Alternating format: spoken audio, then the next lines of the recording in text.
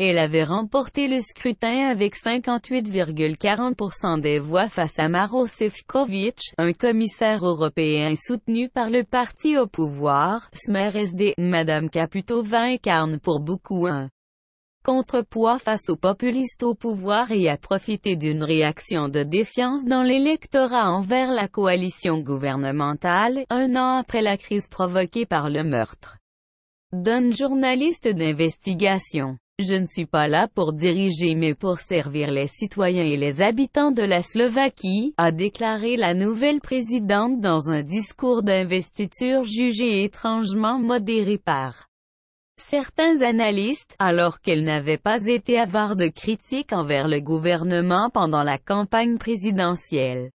J'offre mes compétences, de l'émotion et une approche saine de militante, a-t-elle expliqué. Après la cérémonie d'investiture, elle s'est rendue à pied dans une cathédrale proche pour assister à une messe œcuménique, serrant des mains sur le chemin et a présidé un déjeuner avec des personnes âgées venues de tout le pays. Dans son discours, Madame Čaputová a réitéré un soutien sans équivoque à l'appartenance de la Slovaquie à l'UE et à l'OTAN.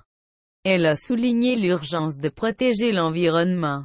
La large victoire de Madame Čaputová à la présidentielle peut s'expliquer, selon les experts, par une vague de mécontentement populaire face au pouvoir en place après l'assassinat du journaliste d'investigation Jan Kuciak et de sa fiancée l'an dernier. Le journaliste s'apprêtait à publier un article sur les liens présumés entre des hommes politiques slovaques et la mafia italienne. Madame Čaputová avait participé à l'époque, avec des milliers de Slovaques, à des manifestations d'une ampleur inédite qui ont entraîné la démission du Premier ministre Robert Fico.